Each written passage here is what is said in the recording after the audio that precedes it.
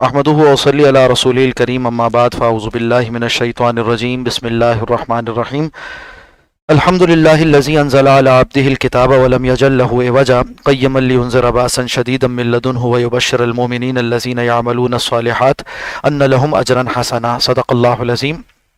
رب اشرح لی صدری ویسر لی امری واحلل عقدۃ من لسانی یفقہوا قولی اللہم ارنا الحق حقا وارزقنا اتباعہ وارنا الباطل باطلا وارزقنا اجتنابہ آمین یا رب العالمین۔ سورہ بنی اسرائیل کے بعد اب سورۃ الکہف مصحف کی ترتیب پر واقع ہوئی ہے، اور یہ بھی مکی صورت ہے۔ جیسے کہ عرض کیا گیا تھا، اس کا شان نزول مربوط ہے پچھلی صورت کے ساتھ کہ 3 سوالات کیے گئے تھے، ایک کا جواب دے دیا گیا کہ روح کی حقیقت کیا ہے،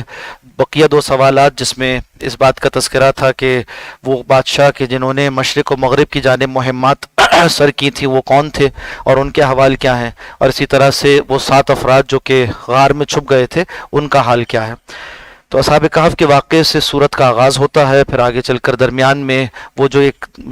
دعویٰ کیا گیا کہ وما اوتیتم من العلم الا قلیلا، پچھلی صورت میں کہ تمہیں علم نہیں دیا گیا مگر تھوڑا، اس کی دلیل کے طور پر حضرت موسیٰ و خضر علیہ السلام کا واقعہ بیان ہوا، اور اس کے بعد پھر حضرت ذوالقرنین جو کہ مشرق و مغرب کی مہمات سر کرنے والے بادشاہ تھے، نیک دل بادشاہ تھے، ان کا تذکرہ کیا گیا، ساتھ ساتھ کچھ نصیحت کا سامان اہل ایمان کے لیے بھی اور اہل کتاب کے لیے بھی درمیان میں کیا گیا۔ ارشاد باری تعالیٰ ہے بسم اللہ الرحمن الرحیم الحمدللہ الذی انزل علی عبدہ الکتاب، تمام تعریف اس اللہ کے لیے جس نے نازل کی کتاب اپنے بندے پر، ولم یجعل لہ عوجا، اور اس میں کوئی ٹیڑھ نہ رکھا۔ اللہ کی کتاب ایسی کتاب ہے جس میں کوئی ٹیڑھ نہیں ہے، یعنی کوئی اگر ٹیڑھ نکالنا چاہے تب بھی نہیں نکال سکتا، الا یہ کہ اس کے اپنے اندر ہی کوئی ٹیڑھ پایا جاتا ہے، تو اپنی خام خیالی کو وہ ٹیڑھ سے تعبیر کر دے تو الگ بات ہے، ورنہ اللہ سبحانہ و تعالی نے اس کتاب میں کوئی ٹیڑھ نہ رکھا، یعنی اس میں کوئی سقم نہیں ہے، کچھ جھول نہیں ہے، جو نقص واقع ہوتے ہیں انسانی کلام میں ان سب سے یہ پاک ہے۔ عوج نہیں ہے سے مراد کیا ہے؟ علامہ راغب اصفہانی رحمۃ اللہ علیہ فرماتے ہیں کہ 2 طرح کے عوج ہوتے ہیں، ایک عین پر زبر کے ساتھ، ایک عین پر زیر کے ساتھ۔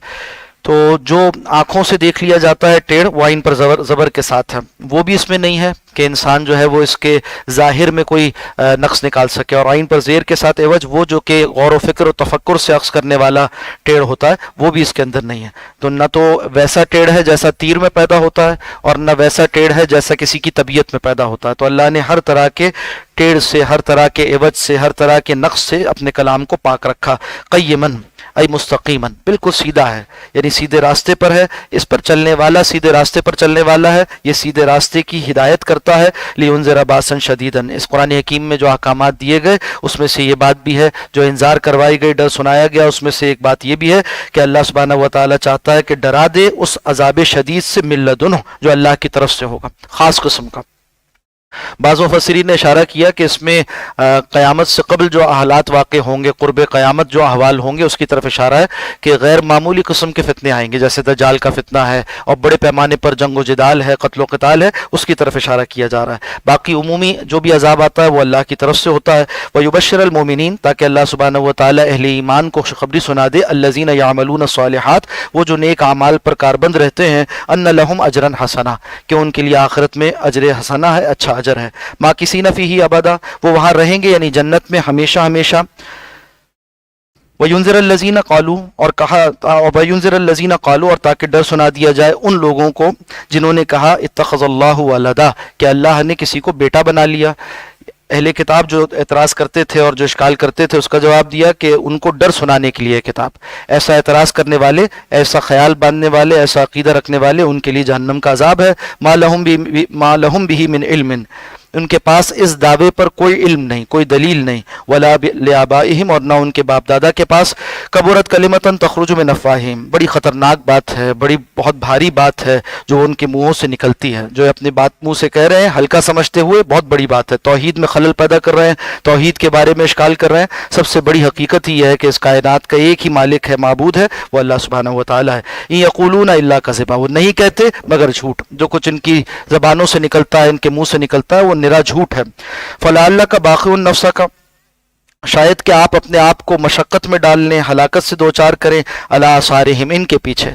یعنی جو کچھ آپ بیان فرماتے ہیں ان کی خیر خواہی کرتے ہوئے اس کا یہ رد کرتے ہیں، اس کا انکار کرتے ہیں، آپ اس وجہ سے پریشان ہوتے ہیں۔ تو اے نبی صلی اللہ علیہ وسلم اپنے آپ کو آپ مشقت میں نہ ڈالیں۔ اِلَّمْ يُؤْمِنُوا بِهَذَا الْحَدِيثِ أَسَفًا، اگر یہ لوگ سننے والے مخاطبین وہ ایمان نہ لائیں اس حدیث پر، یعنی قرآن حکیم پر، اسفا غم کی وجہ سے، یعنی آپ اپنے آپ کو غم کی وجہ سے مشقت میں نہ ڈالیں ان لوگوں کے اوپر کہ ایمان نہیں لاتے قرآن حکیم پر۔ آپ کے ذمے تو واضح طور پر پیغام پہنچا دینا ہے۔ انا جعلنا ما علی الارض زینۃ لہا، بے شک ہم نے بنا دیا جو کچھ زمین پر ہے اسے اس کی زیب و زینت کا سامان، لنبلوہم، یعنی ہم نے دنیا کو مزین کیا تاکہ ہم آزمائیں یہاں رہنے والوں کو، ایہم احسن عملا، کہ ان میں سے اچھا عمل کرنے والا کون ہے۔ مقصد تخلیق بتایا گیا کہ انسان کو کیوں پیدا کیا، اور یہ بھی بتا دیا کہ اس دنیا کو کیوں مزین کیا۔ طرح طرح کی آسائش، سہولت اور مزے اور لذتیں اور عیاشیاں یہاں اللہ نے خود رکھ دی ہیں تاکہ آزمائش ہو جائے۔ اگر اس کو پھیکا بنا دیا جاتا تو پھر کیا آزمائش تھی؟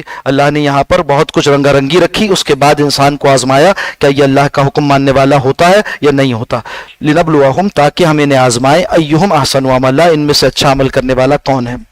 وَإِنَّا لَجَاعِلُونَ، اور بے شک ہم بنانے والے ہیں، یعنی اسی دنیا کو، اسی زمین کو، مَا عَلَيْهَا صَعِيدًا جُرُزًا، جو کچھ زمین پر ہے سب ختم کر دیں گے ہم اس کو اس پر سے، اور اسے بنا دیں گے چٹیل میدان، صعیداً جُرُزًا، ایسا میدان جو بالکل چٹیل ہو۔ ام حسبت ان اصحاب الکہف والرقیم، کہ آپ نے خیال کیا اس بارے میں کہ غار والے اور رقیم تختی والے کانوا من آیاتنا عجبا، وہ ہماری نشانیوں میں سے کوئی عجیب و غریب نشانی تھی۔ یعنی بتایا جا رہا ہے کہ اللہ کی قدرت سے تو یہ بعید نہیں، واقعی ایک عجیب و غریب نشانی تھی۔ اللہ سبحانہ و تعالیٰ نے انہیں 900 سال یا اس سے اوپر جو ہے وہ نیند سے دوچار رکھا اور وہ زندہ رہے، انہیں ایک نشانی علامت بنا دیا۔ تو یہ اللہ کی قدرت سے تو بعید نہیں ہے، ہاں سننے والوں کے لیے ایک عجیب و غریب واقعہ ضرور ہے۔ اس صورت میں جا بجا مادہ پرستی کا بھی رد کیا گیا کہ انسان جو اس دنیا کو دیکھتا ہے اسی پر فریفتہ ہو جاتا ہے اور سمجھتا ہے کہ جو علت و معلول کا سلسلہ جاری ہے، کاز اینڈ افیکٹ سسٹم جاری ہے، اس کی بنیاد پر ہی سب کچھ چل رہا ہے، تو بار بار اس کو دکھایا گیا کہ سب کچھ ٹوٹ جاتا ہے۔ جو کچھ تمہیں نظر آ رہا ہے یہ حقیقت نہیں ہے، حقیقی چیز تو اللہ کا حکم ہے۔ جب اللہ کا حکم آتا ہے تو قوانین طبعی وہ اپنی جگہ چھوڑ جاتے ہیں اور اللہ کا حکم جاری ہو جاتا ہے، تو اللہ کی قدرت سے۔ اور اسی لیے اس کو پھر حکم دیا گیا کہ پڑھا جائے سورہ کہف کو، اگر ہر جمعے پڑھا جائے تو انسان فتنہ دجال سے محفوظ رہے گا۔ ایک حدیث مبارکہ میں آیا کہ جو اس سورت کے ابتدائی 10 آیات کو اور اختتامی 10 آیات کو پڑھے گا وہ محفوظ رہے گا، اور دوسری روایت میں یہ بات آئی کہ جو سورت کو محفوظ کرے گا، یعنی اسے یاد کرے گا، اسے پڑھے گا، اس کے ساتھ تعلق رکھے گا، وہ دجال کے فتنے سے محفوظ رہے گا۔ تو جمعۃ المبارک کا خاص عمل بھی ہے، بزرگان دین کا معمول بھی ہے کہ اسے ہر جمعے تلاوت کا اہتمام، اس کے پڑھنے کا اہتمام کیا جائے۔ یعنی جمعرات کی شب سے مغرب کی نماز کے بعد سے جمعے کی شب یعنی مغرب کی نماز تک، یہ پورا جمعے کا وقت ہے، اس میں جب بھی موقع مل جائے انسان اس سورت کی تلاوت کرے، اور اگر پوری نہ کر سکے تو کم از کم ابتدائی 10 آیات، اختتامی 10 آیات کا ہی کی تلاوت کر لے یا کسی نماز میں پڑھ لے، اور اپنے بچوں کو بھی یہ سورت یاد کرانی چاہیے تاکہ ان کے معمول میں رہے۔ کم از کم 10 آیات ابتدائی اور 10 آیات اختتامی تو یاد کرنے کا معمول ہونا چاہیے۔ اصحاب کہف کون تھے؟ ان کے بارے میں مفسرین نے بہت سی تفصیل لکھی ہے، اور تاریخ کا بھی ایک موضوع ہے، کہاں یہ واقع ہوا غار، اور اسی طرح سے یہ کہ کب کے یہ لوگ تھے، کس وقت کا یہ واقعہ ہے، اور یہ ساری تفصیلات جو باتیں مفسرین نے بیان کی اس کا خلاصہ کچھ اس طرح سے ہے کہ حضرت عیسیٰ علیہ السلام کی بعثت کے تقریباً کوئی 250 سال بعد کا یہ واقعہ ہے، اور یہ لوگ، یہ افراد ایک علاقے کے رہنے والے تھے جہاں پر حکومت کرنے والا ایک ظالم بادشاہ تھا اور مشرک تھا، غیر مسلم تھا، جس کا نام دقیانوس آتا ہے، یونانی روایت سے اس کا تعلق تھا اور مشرک تھا۔ اور افیسوس کا علاقہ جو اس وقت موجودہ خطوں کے اعتبار سے ترکی میں واقع ہوا ہے، اس کی طرف اشارہ کیا مفسرین نے، اور ایک دوسرا علاقہ جو اردن کا عمان کے پاس، وہاں کے غاروں کی طرف 2 مقامات ہیں جن کی طرف اشارہ کیا گیا۔ اس وقت جو موجودہ افیسوس کا علاقہ ہے وہ ترکی کے شہر اسپارتا ازمیر کے قریب جو ہے وہ ایک علاقہ ہے، افیون کے قریب، وہاں پر وہ غار موجود بھی ہیں، میرا بھی جانا ہوا اور انہیں دیکھا۔ تو جو صورت قرآن حکیم بیان کرتا ہے اسی طرح کی ایک صورت وہاں نظر آتی ہے، مگر اسی طرح کا ایک اور مقام اردن میں بھی موجود ہے، اور بعض حضرات نے اس کو ترجیح دی کہ وہ مقام زیادہ ان علامات سے قریب ہے، مگر کوئی بات حتمی طور پر نہیں کہی جا سکتی۔ جو ترکی کے علاقے میں غار واقع ہیں ان کا سبب ترجیح یہ ہے کہ وہ یونان سے قریب ہیں، اور جس بادشاہ کا اس وقت ذکر آتا ہے یعنی دقیانوس بادشاہ، وہ بھی اسی علاقے کا تھا، اور وہاں پر بھی آثار اس یونانی روحانی تہذیب کے بھی موجود ہیں، اور اسی طرح سے مسجد کا موقع، اسی طرح سے قبریں اس طرح کی کہ اس پر سورج اوپر سے آئے تو روشنی پڑتی رہے، وہ بھی موجود ہیں۔ اور جو عمان والی جگہ ہے یعنی اردن میں موجود، وہاں پر بھی قرائن ایسے موجود ہیں کہ وہاں پر یہ غار واقع ہوا ہو جس کو کہ اصحاب کہف کا غار کہا گیا۔ تو دونوں باتیں ممکن ہیں، قطعیت کے ساتھ علم اللہ سبحانہ و تعالیٰ کے پاس ہے۔ تو یہ حضرات وہاں پر کچھ نوجوان تھے اور بڑے قابل نوجوان تھے، اس وقت جو کچھ بھی سیٹ اپ تھا اس میں اونچی سوسائٹی سے ان کا تعلق تھا، اور وہ جو بادشاہ تھا وہ مشرک تھا۔ اس کو معلوم ہوا کہ ان افراد نے ایمان قبول کر لیا ہے، ایمان لے آئے ہیں، اس نے بلایا ان کو اپنے دربار میں اور مہلت دی اس بات کی کہ اگر کل تک تم اپنے اس نئے دین سے، ایمان سے مراد ہے حضرت عیسیٰ علیہ السلام کا دین جو اس وقت کے لیے ویلڈ دین تھا، تو اگر تم اس نئے دین سے نہ پھرے اور واپس ہمارے طریقے پر نہ آئے تو ہم تمہیں قتل کر دیں گے۔ ان حضرات نے شہر سے نکل کر اپنا ایک مشورہ منعقد کیا اور وہاں غور کیا اس بات پر کہ ہمیں کیا کرنا چاہیے۔ ایک نے مشورہ دیا کہ ہم چلتے ہیں کہیں دور اور اپنے ایمان کو بچاتے ہیں۔ معلوم ہوا کہ اگر کہیں ایمان خطرے میں ہو تو ساری آسائشوں کو چھوڑ دینا چاہیے، ایمان کو بچانا چاہیے۔ چنانچہ ان لوگوں نے جا کر ایک غار میں پناہ لے لی۔ اللہ سبحانہ و تعالیٰ نے ان پر نیند طاری کر دی اور یہ طویل عرصے تک اس غار میں رہے موجود۔ وہ جو بادشاہ تھا وہ تلاش کرتا رہا، یہ لوگ نہ ملے، اور اس کے بعد اس نے ایک تختی پر ان کے احوال لکھوا کر اپنے خزانے میں رکھوا دیے۔ وہ احوال خزانے میں رکھے ہوئے تھے یہاں تک کہ 3 صدیاں گزر گئیں اور یہ حضرات وہیں پر رہے ایک خاص اہتمام کے ساتھ، جس کا تذکرہ آیات میں ہم پڑھ لیں گے انشاءاللہ۔ بعد میں پھر اس پوری سلطنت نے عیسائیت قبول کر لی، صحیح دین پر آ گئے۔ اب ایک بڑا نیک صفت بادشاہ تھا اور اللہ والا تھا، صحیح الاعتقاد تھا۔ اس کے زمانے میں یہ فساد کھڑا ہوا کہ یہودیوں کی ریشہ دوانیوں سے باعث بعد الموت پر اعتراض کیا جانے لگا، اور جگہ جگہ مناظر منعقد ہو رہے تھے کہ کیا اللہ سبحانہ و تعالی جسم کے ساتھ لوگوں کو اٹھائے گا روز قیامت۔ حشر اجساد پر اختلاف کیا جانے لگا۔ اس موقع پر اللہ نے ان لوگوں کو جو سو رہے تھے غار میں، ان کو واپس بیدار کر دیا اور یہ اٹھے۔ ان میں سے ایک صاحب گئے بازار سے کچھ سامان لینے کے لیے، اس موقع پر معلوم ہوا کہ یہ تو بہت پرانا سکہ لے کر آئے ہیں، کون لوگ ہیں؟ تحقیق ہوئی تو پتہ چلا کہ یہ تو وہی لوگ ہیں جن کی رودات خزانے میں لکھی ہوئی موجود ہے۔ نکالا گیا، ملایا گیا، پھر اس کے بعد ان لوگوں کو ان لوگوں کی جو مقام جہاں یہ رہتے تھے، جو غار تھا، اس غار میں واپس یہ چلے گئے، وہیں ان پر موت طاری ہو گئی اور وہیں ان کی قبریں بنا دی گئیں۔ اس موقع پر جو لوگ تھے انہوں نے وہاں ایک یادگاری مسجد بھی بنا لی۔ یہ ساری رودات ہے۔ حاصل کیا ہے کہ اللہ جب چاہے اپنے بنائے ہوئے قوانین کو خود توڑ سکتا ہے، اس کی قدرت بے پایا ہے، اس کے آگے کوئی آنے والا نہیں۔ اور دوسرا یہ کہ ایمان والوں کو چاہیے کہ ایمان کو ترجیح دیں دنیا کے سارے مناصب پر اور تمام قسموں کے خوفوں پر۔ جو بھی خوف ہے، کوئی ڈر ہے، کسی کا جبر ہے، اس کے بالمقابل ایمان پر ڈٹ جانا یہ اللہ کو پسند ہے، اور ایسے راہ عظیمت کو اختیار کرنے والے ان کے ساتھ اللہ کی مدد ہوا کرتی ہے۔ فرمایا کہ کیا آپ نے خیال کیا کہ یہ واقعہ کہف والوں کا، غار والوں کا، کہف کہتے ہیں غار کو، لفظ غار بھی عربی میں استعمال ہوتا ہے مگر چھوٹے غار کو کہتے ہیں، کہف بڑے غار کو کہتے ہیں، تو کشادہ قسم کا غار۔ ان اصحاب الکہف والرقیم، رقیم والے ان کو کیوں کہا گیا؟ رقیم سے مراد تختیاں ہیں، وہ تختی کے جس پہ ان کا حال لکھا گیا تھا، اور بعد میں بھی جب ان کو دفنایا گیا یعنی ان کے مقبرے کے ساتھ جب ان پر طبعی موت واقع کی اللہ نے، تو وہاں پر جو تختی لگائی گئی اس پر بھی ان کے حالات لکھے ہوئے تھے، تو اس لیے ان کو تختی والے بھی کہا گیا۔ کانو من آیاتنا عجبا، کہ ہماری نشانیوں میں سے عجیب و غریب نشانی تھی۔ اس اول فتیۃ الی الکہف، جب کچھ نوجوانوں نے غار کی جانب پناہ لی، ان کا نوجوان ہونا اسے نمایاں کیا گیا، یہ بتانے کے لیے کہ یہ وقت ایسا ہوتا ہے جوانی کا کہ انسان آگے بڑھ کر حق کو قبول کرتا ہے۔ تو اس موقع پر جب حق اس کے سامنے آتا ہے تو وہ اپنی ساری مصلحتوں کو جو عام طور پر لوگوں کو آڑے آتی ہیں ان کو ایک طرف کرتے ہوئے عظیمت کی راہ لیا کرتا ہے۔ اس اول فتیۃ الی الکہف، کچھ نوجوان تھے جنہوں نے جا کر غار میں پناہ لی، فقالو، اور انہوں نے دعا کی اپنے رب سے اس طرح سے، ربنا، اے ہمارے رب، آتنا من لدنک رحمہ، اپنی جناب سے خاص ہمیں رحمت عطا فرمائیے، وہیئ لنا من امرنا رشدا، اور مہیا کر دیجئے، آسان فرما دیجئے ہمارے لیے ہمارے اس کام کو۔ امرنا کیا ہے؟ ہمارا کام کیا ہے؟ وہ دین کا کام ہے، یعنی یہ ہمارے ایمان کی حفاظت کا سامان فرما دیجئے، رشدا، اور ہمیں ہمارے اس کام میں رہنمائی عطا فرما دیجئے، کیا صحیح راستہ عطا فرما دیجئے۔ خیر کے کام کے لیے بھی انسان کو چاہیے کہ اللہ سے بھلائی کا راستہ مانگے، وہ راستہ جو اللہ کے ہاں مقبول ہے۔ کام صحیح ہو صرف یہ کفایت نہیں کرتا، صحیح کام کو صحیح موقع پر صحیح طرح سے کیا جائے، یہ ہے رشد، یعنی کامل ہدایت کا پیکیج اللہ ہی عطا فرماتے ہیں۔ تو یہ دعا کرنی چاہیے کہ وہیئ لنا من امرنا رشدا، اے اللہ مہیا فرما دے ہمارے لیے ہمارے کام میں بھلائی کا راستہ، بھلائی کا معاملہ۔ فضربنا علی آذانہم، اللہ فرماتے پھر ہم نے ایک ضرب لگا دی یا ان کو تھپک دیا ان کے کانوں پر، جس طرح کسی کو سلانے کے لیے تھپک دیا جاتا ہے تو اس طرح سے اللہ نے ان کے کانوں کو تھپک دیا، یعنی انہیں سلا دیا، فی الکہف غار میں، سنین عددا گنتی کے سالوں تک، ثم بعثناہم پھر ہم نے اٹھایا یعنی نیند سے بیدار کیا، لنعلم تاکہ ہم ظاہر کر دیں، ای الحزبین احصی لما لبثوا امدا کہ کون سا گروہ ہے زیادہ یاد رکھنے والا، زیادہ محفوظ کرنے والا اس مدت کو جتنی مدت وہ ٹھہرے رہے، یعنی یہ کہ اللہ کے علم کے بالمقابل تو کسی کا علم نہیں، تو اللہ ہی ہے جس نے کہ ان کی مدت قیام کو محفوظ کر رکھا تھا، اللہ اپنے علم کامل کا اظہار فرما دے۔ یہ ایک تفسیر ہے، اس کے علاوہ اور بھی معنی کیے گئے۔ نحن نقص علیک ہم بیان کرتے ہیں نبی صلی اللہ علیہ وسلم آپ پر، نباہم بالحق ان کے واقعے کو ٹھیک ٹھیک تفصیلات کے ساتھ، تورات و انجیل میں اگر اس کے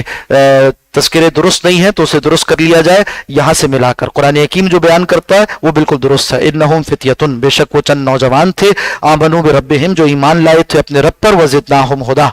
جب وہ ایمان لائے اپنے رب پر تو ہم نے زیادہ کر دیا انہیں ہدایت میں، یعنی ان کو ثبات قلبی عطا فرما دیا، ان کے ایمان کو گہرا کر دیا، پختہ کر دیا، جما دیا، وربطنا علی قلوبہم اور ہم نے مربوط کر دیا ان کے دلوں کو۔ دل کو مضبوط کر دینا یہ اللہ کی طرف سے ایک نعمت ہے، ایک روحانی نعمت ہے جو اللہ عطا فرماتے ہیں۔ اسی کو ہمارے صوفیہ نسبت سے تعبیر کرتے ہیں، یعنی کوئی شخص اگر کسی صوفی باصفا کی تربیت میں رہے اور اس کی تعلیم کے موافق ایک متعین وقت گزارے اور اس کی نگرانی میں رہ کر مشکلوں کو بھی گزارے، مجاہدوں کو بھی گزارے، ذکر و اذکار کی تربیت لے، یہاں تک کہ اس کے اوپر رنگ چڑھ جائے تو کہتے ہیں صاحب نسبت ہو گیا۔ مطلب یہ ہے کہ اب اس کے بارے میں کم اندیشہ ہے اس بات کا کہ گمراہ ہوگا، یہ نہیں ہوتا کہ وہ معصومن الخطا ہو گیا، حق پر قائم رہنے کے زیادہ قریب ہو گیا۔ جیسے کسی کو کوئی کام دیا جاتا ہے تو پہلے اس کو ایک ٹریننگ سے گزارا جاتا ہے، اور جس جو کہ تربیت یافتہ ہو اس کے بارے میں یہ خیال کرنا کہ یہ حق پر قائم رہے گا، یہ اپنے کام کو صحیح انجام دے سکے گا، زیادہ قریب ہوتا ہے، قرین ہوتا ہے۔ اسی طرح سے فرمایا ہم نے مضبوط کر دیا ان کے دلوں کو۔ تو اللہ والے جو دلوں پر توجہ کرتے ہیں اس کا ایک سبب یہ بھی ہے کہ ان کے دلوں کو مضبوط کر دیا جائے، اللہ سبحانہ و تعالیٰ سے ان کے لیے رباط قلبی کا سوال کیا جائے کہ ان کے دلوں کو مضبوط کر دے اللہ۔ اس قاموں جب وہ کھڑے ہوئے، فقالو تو انہوں نے کہا،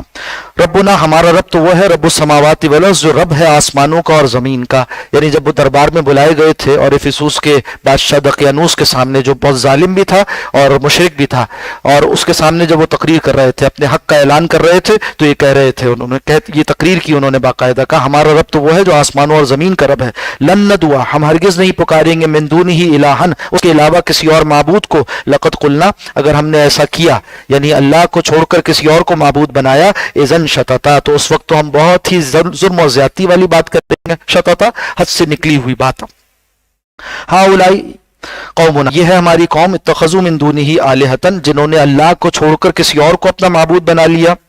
لولا یاتون علیہم بسلطان بین کیوں نہیں ایسا ہوتا کہ یہ اپنی اس حرکت پر، غیر اللہ کو معبود بنانے پر، غیر اللہ کی عبادت پر کوئی واضح دلیل لے کر آئیں، فمن اظلم تو اس سے بڑھ کر ظالم کون ہے، ممن افترا علی اللہ کذبا جس نے اللہ پر جھوٹ باندھا، وَإِذِ اعْتَزَلْتُمُوهُمْ اب یہاں تک ان کا دربار کا ماجرا پورا ہوا، پھر وہ الگ ہو گئے، باہر جا کر شہر سے ہر کوئی اپنے اپنے مفادات کو چھوڑ کر آیا۔ کسی کا ماجرا یہ تھا کہ اس کی شادی ہونے والی تھی، کسی کا ماجرا یہ تھا کہ اس کے ہاں بیٹے کی ولادت ہوئی تھی، کسی کا ماجرا یہ تھا کہ اس کو اقتدار ملنے والا تھا۔ یہ 7 کے 7 افراد جن کا ساتھ ہونا بعض روایات سے معلوم ہوتا ہے، یہ سارے کے سارے بڑی قربانیاں دے کر شہر سے الگ ہو گئے اور آ کر آپس میں کہنے لگے، وَإِذِ اعْتَزَلْتُمُوهُمْ اب جب کہ تم الگ ہو ہی گئے ہو، یعنی یہ چھوڑ آئے ہو اپنے مفادات کو، وَمَا يَعْبُدُونَ إِلَّا اللَّهَ اور ان کو ان معبودان باطل کو چھوڑ آئے ہو جن کی وہ پرستش کرتے ہیں، یعنی قوم والے اللہ کے علاوہ، فَآوُوا إِلَى الْكَهْفِ تو آؤ پناہ لے لو ایک غار کی طرف، يَنشُرْ لَكُمْ رَبُّكُمْ مِنْ رَحْمَتِهِ تمہارا رب تمہارے اوپر عام کر دے گا اپنی رحمت کو، نچھاور کرے گا اپنی رحمت کو تم پر، یعنی پہلا قدم تو تم اٹھاؤ حفاظت ایمانی کے لیے، پھر سامان اللہ مہیا فرما دیں گے اپنی طرف سے، وَيُحْيِئْ لَكُمْ اور تمہارے لیے مہیا کر دیں گے، مِنْ أَمْرِكُمْ مرفقا اپنی طرف سے آسانیاں، مرفقا کے معنی مرافق کہتے ہیں کونیوں کو، جب انسان کونی ٹیک کر بیٹھتا ہے تو سہولت اور آرام میں آ جاتا ہے، تو کہا تمہارے لیے ایسا سامان کر دیں گے کہ تم سہولت اور آسانی میں رہو گے، انہیں پتہ ہی نہیں چلا یہ صدیہ یہ گزار گئے سوتے ہوئے۔ وَتَرَى الشَّمْسَ اور آپ دیکھیں گے، یعنی اب یہ کہا جا رہا قرآن کے پڑھنے والے کو کہ اگر وہ جو غار میں سو رہے تھے، جب وہ غار میں گئے آرام کرنے کے لیے ان کو سلا دیا گیا، اللہ نے ان کے کانوں پر تھپک دیا، یعنی ان کو حکم تکوینی طور پر یہ دے دیا کہ وہ سو جائیں، وَتَرَى الشَّمْسَ تو آپ دیکھیں گے سورج کو، اذا طلعت کہ جب وہ سورج طلوع ہوتا ہے، تزاوروا عن کہفہم وہ ذرا جھک کر گزر جاتا ہے ان کے غار سے، ذات الیمین دائیں جانب کو، کیا جب کہ اللہ نے اسی طرح سے سورج کو حکم دیا ہو، یا یہ بھی ہو سکتا ہے کہ اس غار کا زاویہ ایسا تھا کہ اس پر روشنی براہ راست نہیں پڑتی تھی، جس کی وجہ سے ان کی نیند میں خلل نہیں آتا تھا۔ باقی یہ کہ جو روشنی انسان کی زندگی کو باقی رکھنے کے لیے درکار ہے وہ آ جایا کرتی تھی، یعنی دھوپ کی تمازت نہیں آتی تھی، روشنی پہنچ جایا کرتی تھی۔ وَإِذَا غَرَبَتْ، اور جب وہ سورج غروب ہوتا تھا، تَقْرِضُهُمْ ذَاتَ الشِّمَالِ، تو کترا کر نکل جاتا تھا ان کو بائیں کی جانب سے، یعنی دونوں مرتبہ طلوع اور غروب کے موقع پر وہ محفوظ رہتے تھے بیدار ہونے سے۔ وَهُمْ فِي فَجْوَةٍ مِّنْ، اس حال میں کہ وہ لوگ یعنی وہ جو افراد تھے غار والے، وہ اس غار کے بیچوں بیچ درمیان میں موجود تھے۔ فجوہ کہتے ہیں کشادہ مقام کو، غار کے درمیان جو کشادہ مقام تھا وہاں وہ استراحت کر رہے تھے، سو رہے تھے۔ ذَلِكَ مِنْ آیاتِ اللَّهِ، بے شک واقعے میں بڑی نشانیاں ہیں اللہ کی طرف سے۔ من یہد اللہ، جس کو اللہ ہدایت دے، فہو المہتدی، تو وہی ہدایت پانے والا ہے۔ ومن یضلل، اور جس کسی کو اللہ گمراہ کر دے، فلن تجد لہ ولیا مرشدا، تو آپ نہیں پائیں گے اس کے لیے کسی دوست کو اور نہ کسی رہنما کو۔ مرشد کہتے ہیں رہنمائی کرنے والے کو۔ وتحسبهم ایقاظا، اور کوئی انہیں دیکھے تو خیال کرے، یعنی آپ اگر انہیں دیکھیں تو خیال کریں کہ وہ بیدار ہیں۔ اس طرح انہیں رکھا گیا تھا کہ وہ سو رہے تھے، آنکھیں ان کی کھلی ہوئی تھی اور وہ حرکت بھی کرتے تھے۔ اگر کوئی گزرتا ہوا وہاں سے آدمی دیکھے تو اس کو لگتا تھا کہ یہ لوگ بیدار ہیں، تاکہ کوئی ان پر دست درازی نہ کرے، ان کے سامان کو نقصان نہ پہنچائے۔ قافلے گزرتے تھے، غار کے اوپر سے انہیں دیکھتے تھے اور گزر جاتے تھے، دیکھنے والوں کو گمان ہوتا تھا کہ یہ لوگ بیدار ہیں۔ تحسبهم ایقاظا، دیکھنے والا خیال کرے کہ وہ بیدار ہیں، وہم رقود، جبکہ وہ سو رہے ہوتے تھے۔ ونقلبهم ذات الیمین، اور ہم انہیں کروٹ دلاتے رہتے تھے دائیں جانب بھی، وذات الشمال، اور بائیں جانب بھی۔ ان کے جسم کو محفوظ رکھنے کے لیے جو ناگزیر حرکت درکار تھی وہ بھی دستیاب تھی۔ وَقَلْبُهُمْ بَاسِطٌ ذِرَاعَيْهِ بِالْوَسِيطِ، اور ان کا کتا وہ ہاتھ اپنے پھیلائے ہوئے تھا، ذراعیہ دونوں بازو اپنے، یعنی سامنے والے ہاتھ پھیلائے ہوا تھا، بالوسیط دہلیز پر، جو غار کا دروازہ تھا اس پر وہ ایک بہت ہی موٹا تازہ قسم کا کتا وہ بیٹھا ہوا تھا۔ یہ ان کے ساتھ ہو لیا تھا، ان کے ساتھ آ گیا تھا۔ مفسرین نے لکھا کہ جس طرح سے ہماری شریعت میں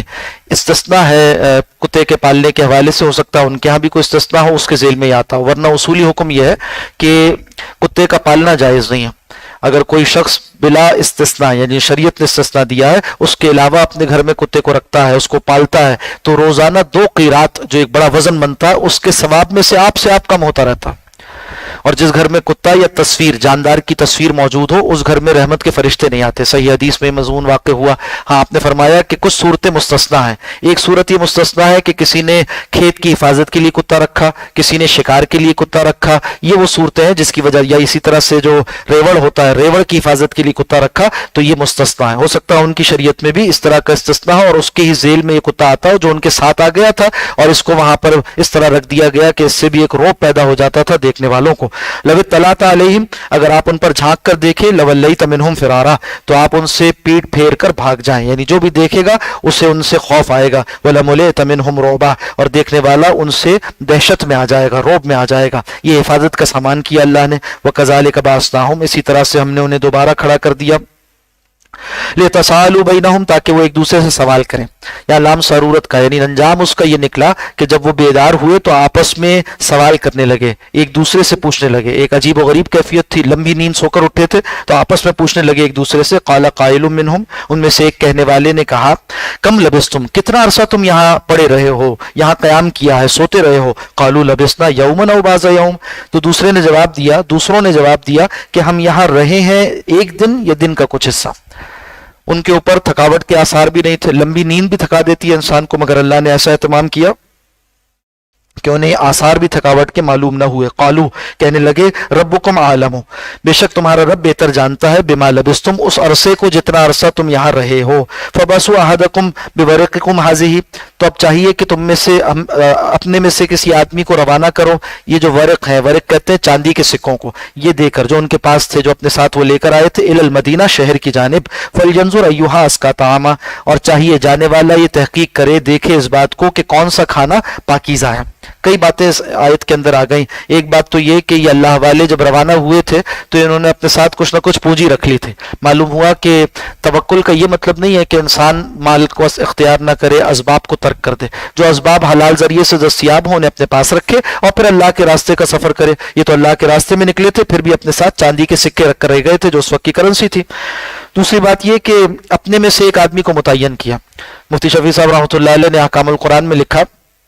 کہ اس ایک آیت سے شریعت میں جو عقود شرعیہ ہیں ان کے کئی احکام مرتب ہو گئے. وکالت کا تصور بھی نکل آیا کہ کوئی شخص اپنے کسی کام کے لیے کسی کو ذمہ دار بنا دے. اسی سے شراکت کا تصور بھی نکل آیا کہ کئی افراد تھے، مال مشترک دے کر انہوں نے ایک کام پر اس کو مامور کر دیا. اسی طرح سے کہاں بھیجا تھا کہ جا کر دیکھو اچھا کھانا کہاں ملتا ہے. معلوم ہوا کہ اگر سرزمین کفر کی ہو، ایسا علاقہ ہو جہاں بسنے والے لوگ کافر ہوں، غیر مسلم ہوں، تو وہاں خریدنے والے پر لازم ہے کہ تحقیق کرے کہ کھانا حلال ہے یا نہیں ہے. آپ جائیں کسی غیر مسلم ملک میں سفر کے لیے، یعنی کسی کام سے وہاں جائیں، ویسے تو کسی غیر مسلم اکثریتی علاقے میں جا کر مستقل آباد ہو جانا اس کو جائز نہیں قرار دیا گیا، یا یہ کہ ناپسندیدہ قرار دیا گیا ہے. آپ صلی اللہ علیہ وسلم نے فرمایا ایسا آدمی جو جا کر غیر مسلموں کے مابین مستقل سکونت اختیار کر لیتا ہے اس سے میں بری ہوں. تو کسی نے سوال کیا کہ یا رسول اللہ کس سبب سے؟ تو فرمایا کہ تم ان دونوں کی آگ کو نہیں دیکھتے؟ مطلب یہ کہ ایک شخص کافر ہے اس کو تو آگ میں ڈالا جائے گا، اب مسلمان جا کر وہاں پر آباد ہو جائے تو وہ بھی اس کی آگ میں مبتلا ہو رہا ہے، یعنی آہستہ آہستہ اس کا اثر لے لے گا. اور دوسری یہ بات بھی فرمائی، دوسرا ترجمہ اس کا یہ فرمایا اللہ ترا نارا ہما کا ترجمہ یہ کیا کہ ایسے دور بسیں کہ مسلمان کے گھر یہ آگ، یعنی وہ جو کھانا پکائے اس کو نہ دیکھ پائے وہ کافر جو دوسری جگہ بستا ہے. اتنا فاصلہ ہونا چاہیے مسلمانوں کے اور کافروں کے گھروں میں، ان کی بستیاں الگ ہونی چاہیے کہ کافر جو کھانا پکانے کے لیے آگ دہکائیں تو نظر نہ آئے مسلمانوں کو کہ وہ کہاں بستے ہیں. اور رسول اللہ صلی اللہ علیہ وسلم نے جب ہجرت فرمائی مدینہ منورہ گئے تو وہاں یہ اہتمام فرمایا کہ وہاں جو منڈی تھی وہ یہودیوں کی تھی، یہودیوں کا اس پر تسلط تھا، تو آپ نے مسلمانوں کو فرمایا کہ اپنی منڈی الگ آباد کرو، یہودیوں کی منڈی میں جا کر خرید و فروخت کرنا اس سے نقصان کا اندیشہ تھا. تو یہ دین کے احکامات بھی ہیں اور کہ یہ آداب بھی ہیں جو سکھائے گئے مسلمانوں کو، اس میں ان کے لیے دین و دنیا کی بھلائی ہے. ایہا اسکا طعامہ، کہاں پاکیزہ کھانا یعنی حلال کھانا ملتا ہے. یہ درست نہیں ہے جو بعض لوگ تساہل کی بنا پر کرتے ہیں، کہتے ہیں کچھ بھی ہو بس بسم اللہ پڑھ کر کھا لو، یہ جائز بات نہیں. یہ دیکھنا ضروری ہے کہ ذبیحہ حلال تھا اور پھر اس کے بعد وہ مسلمانوں ہی کے تسلط میں رہ کر آپ کی پلیٹ تک پہنچا یا نہیں. شامیہ میں جزیہ موجود ہے کہ اگر ذبیحہ تو مسلمانوں نے کیا، پھر وہ مسلمانوں کے ہاتھ سے نکل گیا، کافروں کے تسلط میں چلا گیا، پھر واپس مسلمانوں کے پاس آیا، تب بھی جائز نہیں اس کا کھانا. تو دیکھنا چاہیے کہ کاٹنے والا، ذبح کرنے والا کون تھا، پھر لانے پہنچانے والا کون تھا. یہ ساری باتیں وہ ہیں جو کسی مسلم اکثریتی ملک میں ہی اہتمام کے ساتھ ممکن ہو سکتی ہیں. ایھا اسکا طعامہ، دیکھے کہ کہاں پاکیزہ کھانا ملتا ہے. فلیاتکم برزق من، اور چاہیے کہ تم اس میں سے ہمارے لیے کھانا لے آؤ، رزق کا سامان لے آؤ. ولیتلطف، اور یہ دیکھو کہ نرمی سے جانا، چال بھی نرم رکھنا، کسی کو معلوم نہ ہو جائے، اور بات کرو تو وہاں بھی نرمی سے بات کرنا. انہیں تو یہ اندیشہ تھا، انہیں تو یہ معلوم ہی نہیں تھا کہ کتنا کچھ تبدیلی واقع ہو چکی ہے اور باہر اب جو حکومت ہے وہ کوئی اور ہے، اور اب تو ایک نیک دل بادشاہ اللہ والا وہ وہاں پر حاکم ہوا تھا. وَلَا يُشْعِرَنَّ بِكُمْ أَحَدًا، کہنے لگا جانے والے سے بقیہ کہنے لگے کہ دیکھو ایسے جانا کہ تمہیں کوئی پہچان نہ لے. انہم یظہروا علیکم، بلا شبہ اگر قوم والے تم سے مطلع ہو گئے، تم کو پہچان گئے، یرجموکم، تو تمہیں سنسار کر ڈالیں گے، او یعیدوکم فی ملتہم، یا تمہیں مجبور کریں گے کہ اپنی ملت میں واپس لوٹا لیں. ولن تفلحوا اذا ابدا، اگر انہوں نے ایسا کیا اور وہ اس کرنے میں کامیاب ہو گئے تو تم فلاح نہ پا سکو گے. وکذالک اثرنا علیہم، اللہ فرماتا ہے ہم نے اسی طرح مطلع کر دیا لوگوں کو ان پر. یعنی یہ کہ جب یہ پہنچے اور وہ چاندی کے سکے دیے تو دیکھنے والوں نے کہا یہ تو بہت پرانے سکے ہیں، یہ اب کہاں سے آ گئے. اور اس طرح سے بات شہر میں پھیل گئی، ہوتے ہوتے بادشاہ تک پہنچی، اور پھر اس کے بعد ان لوگوں کو بھی بلا لیا گیا جو باقی غار میں تھے، اور ان کا تذکرہ پھر خزانے سے نکالا گیا، ساری حقیقت واضح ہو گئی. لیعلموا، تاکہ وہ جان لے، ان وعد اللہ حق، کہ بے شک اللہ کا وعدہ سچا ہے. یعنی یہودیوں نے جو سازش کی تھی اور باس بعد الموت اور حشر اجساد پر اعتراضات کیے تھے، اللہ نے اس کو صاف کروا دیا ان کے ذریعے سے کہ ایک مشاہدہ کروا دیا گیا. تم دیکھ لو کہ یہ جو پہلے سو رہے تھے 300 سال پہلے، یہ زندہ ہو سکتے ہیں، تو بعد میں جتنی بھی مخلوق ہے وہ کیوں نہیں اللہ زندہ کر سکتا. وَأَنَّ السَّاعَةَ، اور بے شک قیامت، لا ریب فیہا، اس کے آنے میں کوئی شک نہیں. اذ یتنازعون بینہم امرہم، اور جب وہ آپس میں اپنے معاملے میں جھگڑا کر رہے تھے. اب ہوا یہ کہ ان پر یہ واپس غار میں چلے گئے، ان پر طبعی موت واقع ہوئی. اب جب ان کا انتقال ہو گیا تو قوم والے آپس میں خیال کرنے لگے کہ ہم کیا کریں، ان کا مقبرہ کیسے بنائیں. فقالوا ابنوا علیہم بنیانا، تو جھگڑا کرنے والوں نے آپس میں ایک رائے یہ ظاہر کی کہ ہم اس پر کوئی عمارت بناتے ہیں، اس پر کوئی مقبرہ تعمیر کرتے ہیں. ربهم عالم بهم، ان کا رب خوب جانتا تھا، یعنی جو کچھ وہ کہہ رہے تھے اللہ اس سے واقف تھا. وقال الذين غلبوا على امرهم، اور قال الذين غلبوا على امرهم، کہا ان لوگوں نے جو اپنے معاملے میں غالب آ گئے، یعنی جو اقتدار والے تھے، انہوں نے کہا لنتخذن علیہم مسجدا، کہ ہم اس پر ایک مسجد تعمیر کرتے ہیں.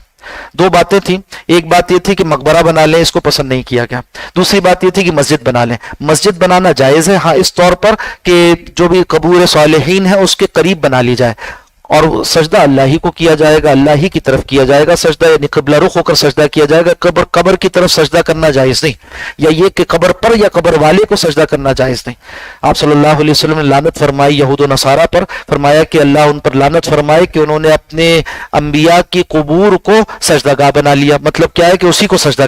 کرنے لگے۔ اس کا یہ مطلب نہیں ہے کہ کسی مسجد کے ساتھ اگر قبرستان ہو تو اس مسجد میں نماز نہیں ہوتی، یہ موقف علماء دین کا نہیں ہے۔ قبر کو سجدہ کرنا جائز نہیں ہے۔ مقبرہ بنانا اس کی بھی ممانعت فرمائے، قبر کو سادہ ہونا چاہیے اور بالکل جو ہے وہ ایک کوہان جتنا، یعنی ایک بالشت اونچا رکھا جائے، کچا رکھا جائے۔ نبی اکرم صلی اللہ علیہ وسلم کی قبر مبارک بھی اسی طرح سے ہے، اور بقیہ صالحین کی قبور کو بھی ایسا ہی ہونا چاہیے۔ صحابہ کرام کے زمانے میں قبور ایسی ہوتی تھی۔ اگلا مسئلہ یہ ہے کہ اگر کسی مقدس شخصیت کی قبر پر قبہ بنا دیا جائے، کوئی جو ہے وہ تعمیر کر دی جائے، تو کیا اب اس کو توڑنا درست ہے؟ اس میں بھی علماء نے فرمایا کہ کوئی ضروری نہیں ہے، ہاں وہاں پر جتنے اعمال ہوتے ہیں ان کو روکا جائے، یعنی ایسے اعمال جو شرکیاں ہیں، بدعت والے ہیں، کوئی طواف نہ کرے، کوئی قبر کو سجدہ نہ کرے، کوئی قبر کی ایسی تعظیم نہ کرے جو کہ شرک تک لے جانے والی ہو۔ اس سے روکنا تو حکمران کی ذمہ داری ہے، علماء کی ذمہ داری ہے۔ اگر کسی سبب سے کسی زمانے میں تعمیر کر دی گئی تو اس کو توڑنا یہ ضروری نہیں ہے۔ فرمایا کہ ان لوگوں نے ایک مسجد وہاں تعمیر کر لی برکت کے لیے کہ ہم اس مسجد میں، ان قبور صالحین کے پاس مسجد میں نماز پڑھیں گے، برکت ہوگی۔ سَيَقُولُونَ ثَلَاثَةٌ رَابِعُهُمْ كَلْبُهُمْ، آپس میں اب ان کی تعداد اصحاب کہف کتنے تھے اس پر ان کا اختلاف ہوا، اور یہ اختلاف اصل میں بعد میں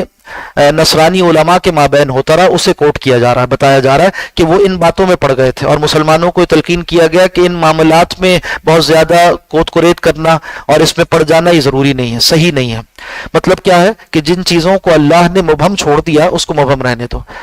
اور جو باتیں ہدایت سے متعلق تھیں اس کو اللہ نے کھول کر بیان کیا اور اس میں کوئی ابہام نہیں چھوڑا۔ فرمایا سیقولون، ون قریب کہیں گے، ثلاثۃ رابعہم کلبہم، وہ تین تھے اور ان کا چوتھا کتا تھا، ویقولون خمسۃ، اور وہ کہیں گے کہ وہ پانچ تھے، سادسہم کلبہم، اور ان کے ساتھ جو چھٹا تھا وہ کتا تھا، رجمم بالغیب، یہ ان کی آپس میں رائے زنی ہے، یہ وہ باتیں ہیں جو بغیر علم کے وہ رائے زنی کر رہے ہیں۔ ویقولون سبۃ، اور وہ کہیں گے کہ وہ سات تھے، وثامنہم کلبہم، اور ان کا آٹھواں کتا تھا۔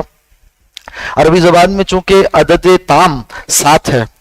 عدد کثرت 70 ہے، عدد تام 7 ہے۔ اردو زبان میں عدد تام ہم عشرہ کہتے ہیں، یعنی کسی چیز کو کہنا 10 مرتبہ ایسا ہوا، تو عربی محاورے میں 7 مرتبہ تک لے جاتے ہیں، اور کثرت کے ساتھ بتانا ہو تو اردو میں ہم کہتے ہیں کہ سینکڑوں مرتبہ ایسا ہوا، عرب لوگ کہتے ہیں 70 مرتبہ ایسا ہوا، تو عدد تام 7 اور عدد کثرت 70۔ تو یہاں پر 7 کے بعد واو اس لیے لایا گیا کہ یہ عدد تام کے بعد عربی کے قاعدے کے موافق واقع ہوتا ہے۔ فرمایا کہ وہ 7 تھے اور ان کا 8واں کتا تھا، اور اس رائے کے بعد چونکہ اس کی نفی نہیں کی گئی اس لیے مفسرین نے عکس کیا کہ یہ ان کی تعداد کا 7 ہونا یہ راجح ہے۔ قل ربی عالم، کہہ دیجئے کہ بے شک میرا رب جانتا ہے، بعدتہم، ان کی صحیح تعداد کو، تیقن کے ساتھ نہیں کہہ سکتے، اللہ ہی بہتر جانتا ہے، ما یعلمہم، اور نہیں جانتا کوئی ان کے حال کو الا قلیل، مگر بہت تھوڑا۔ فلا تماری فیہم الا مران ظاہرا، تو یہ جو اہل کتاب اس میں جھگڑا کرتے ہیں آپ ان سے اس بارے میں جھگڑا نہ کریں، ہاں ظاہری جھگڑا کرنا۔ ظاہری جھگڑا کرنے کا مطلب کیا ہے کہ اپنی معلومات صحیحہ کا اظہار فرما دیں، پھر معاملہ اللہ کے حوالے کر دیں۔ ولا تستفت فیہم منہم احدا، اور ان کی بابت کسی اور سے نہ پوچھے کچھ بھی، یعنی ایسی باتیں جس میں ہدایت کا کوئی پہلو مثمر نہ ہو اس کا سوال کرنا درست نہیں ہے۔ یہاں یہ بات بھی سکھا دی گئی کہ علماء دین سے جو مسائل شریعت پوچھے جاتے ہیں وہ ہونے چاہیے جس میں کوئی فائدہ مثمر ہے، حلال و حرام کا مسئلہ پوچھیں، آداب سیکھیں ان سے، اسی طرح سے حرام مکروہ کیا ہے یہ معلوم کریں۔ ایسی باتیں کہ جس میں کوئی فائدہ نہیں، مثال کے طور پر اس بات کے پیچھے پڑ جانا کہ اصحاب کہف کے نام کیا تھے، یہ کوئی ایسی بات نہیں ہے جس کے لیے انسان پریشان ہو۔ یہ کہ صحیح طور پر یہ بتایا جائے کہ ان میں سے فلاں کا نسب کیا تھا، فلاں کس کی اولاد تھا، ان کے نسب کی تحقیق کرنے میں کون سا خیر کوئی مثمر ہے؟ تو ایسی اضافی معلومات اس کے لیے زحمت دینا علماء دین کو یہ کوئی صحیح طریقہ نہیں ہے۔ فرمایا کہ نہ پوچھے اس بارے میں کسی سے بھی، ولا تقولن لشیء، اور اب یہاں نبی اکرم صلی اللہ علیہ وسلم کو بتایا جا رہا ہے، فرمایا جا رہا ہے اور یہ وہی بات ہے جو عرض کی گئی تھی شان نزول میں کہ جب یہ 3 سوالات آپ کے سامنے رکھے گئے تو آپ نے فرمایا تھا کہ کل آنا جواب دوں گا، انشاءاللہ کہنا آپ بھول گئے تھے، تو اب کچھ دن وہی کا خلل رہا، یعنی اس میں 15 دن تک کا آتا ہے کہ 15 یوم تک وہی میں ناغا رہا، اور اس کے بعد پھر واپس سلسلہ وہی شروع ہوا تو یہ آیات نازل ہوئیں، اور ایک تعلیم کر دی مسلمانوں کو کہ جب بھی مستقبل سے متعلق کر کوئی بات کہیں تو اس میں انشاءاللہ کا اضافہ ضرور کر دیا کریں۔ وَلَا تَقُولَنَّ لِشَيْءٍ، نہ کہیں کسی بات کو قطعی طور پر انی فاعل ذالک غدا، اس انداز میں کہ یہ کام میں کل کر رہوں گا، الا مگر یہ کہ ان یشاء اللہ، اگر اللہ نے چاہا۔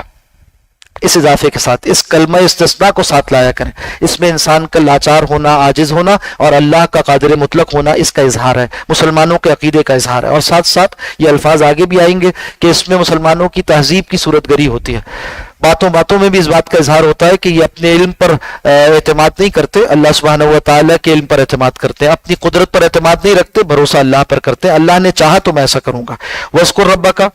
اور یاد کریں یعنی ذکر کریں اپنے رب کا اذا نسیت، جب آپ بھول جائیں۔ مراد کیا ہے کہ اگر اس وقت کہتے ہوئے زبان پر یہ الفاظ نہ آئے ہوں تو جب بھی یاد آ جائے تب انشاءاللہ کہہ لیا جائے۔ اسی طرح سے کوئی بھی ذکر انسان نے اپنے لیے متعین کیا تھا یا اس کے شیخ و مرشد نے اسے کوئی بتایا تھا وظیفہ کہ اس وقت یہ پڑھا کرو، اگر وہ اس وقت پر نہ پڑھ سکے تو اس کے لیے درست ہے کہ جیسے ہی یاد آ جائے اس وقت پڑھ لیا کرے۔ اب بھول جانے کے نتیجے میں یعنی اس کو چھوڑ دینا یہ اچھا نہیں ہے، جیسے ہی یاد آ جائے اپنے اس حزب کو، اپنے اس حصے کو پورا کر لیا کرے۔ وقل، اور کہیے اس طرح سے، عسیٰ یہدینی ربی، کہ میرا رب قریب ہے مجھے ہدایت سے سرفراز کرے، لأقرب من ھذا رشدا، یہ طریقہ جو سکھایا گیا طریقہ کہ انشاءاللہ کہا جائے یہ بھلائی کے راستے سے زیادہ قریب ہے، یہ رشد و ہدایت کے راستے سے زیادہ قریب ہے۔ وَلَبِثُوا فِي كَهْفِهِمْ، اور وہ لوگ کہف والے غار والے اپنے کہف میں غار میں ٹھہرے رہے،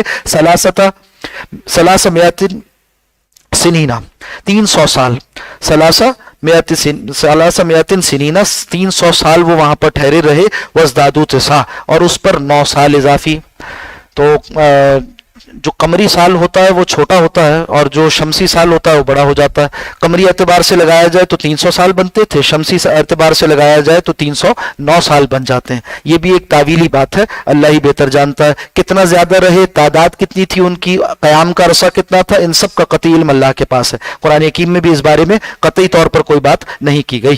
300 سال یا اس سے کچھ زیادہ رہے۔ قل اللہ اعلم، کہہ دیجئے کہ اللہ ہی خوب جانتا ہے، بما لبثوا، کتنی مدت وہ وہاں ٹھہرے رہے۔ لہو غیب السماوات والارض، اسی کے لیے ہے آسمان و زمین کا تمام غیب، یعنی وہ علم جو تمہارے پاس نہیں اللہ کے پاس ہے۔ اب صر بھی وہ اسمع، کیا ہی خوب وہ دیکھنے والا ہے اور کیا ہی خوب وہ سننے والا ہے۔ کلمات تعجب ہیں۔ ما لهم من دونه من ولی، نہیں ہے اس کے علاوہ کوئی ان کا دوست پشپنا، ولا یشرک فی حکمہ احدا، اور وہ شریک نہیں ٹھہراتا کسی کو اپنے اس اختیار میں، یعنی اللہ سبحانہ و شریک نہیں کرتا وہ کسی کو اپنے اس اختیار میں کہ وہ حکمرانی کرے۔ اللہ حکم جاری کرنے والا ہے اور یہ اختیار اللہ نے کسی اور کو نہیں دیا۔ وَاتْلُ مَا أُوحِیَ إِلَيْکَ مِن کتاب ربک، اور اے نبی صلی اللہ علیہ وسلم آپ تلاوت کر پڑھ کر سنا دیجئے انہیں وہ وحی جو آپ کی جانب وحی کی جاتی ہے آپ کے رب کی طرف سے، من کتاب ربک، آپ کے رب کی کتاب میں سے، قرآن حکیم میں سے، لوح محفوظ سے آپ کی جانب آتی ہے اور قرآن حکیم کی صورت میں آپ سناتے ہیں۔ لا مبدل لکلماتہ،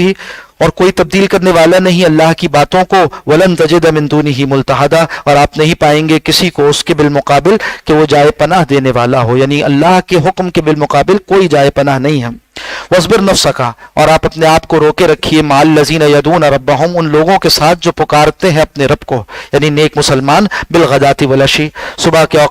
اوقات میں اور شام کے اوقات میں، یعنی جو نماز قائم کرنے والے ہیں، ذکر و اذکار کرنے والے ہیں، صبح و شام قرآن حکیم کی تلاوت کرنے والے، جن کی زندگی کا یہ نقشہ ہے، جو ایسے نیک لوگ ہیں جیسے صادق الایمان صحابہ کا طریقہ تھا، اور جیسے کہ عام کہ یہ کہ جو نادار سمجھے جاتے تھے مشرکین مکہ کی نگاہ میں، بتایا جا رہا ہے کہ ان نادار صحابہ کے ساتھ رہیے، یہ اللہ کی رضا چاہنے والے ہیں، اور سرداران قریش ان میں کوئی خیر نہیں ہے۔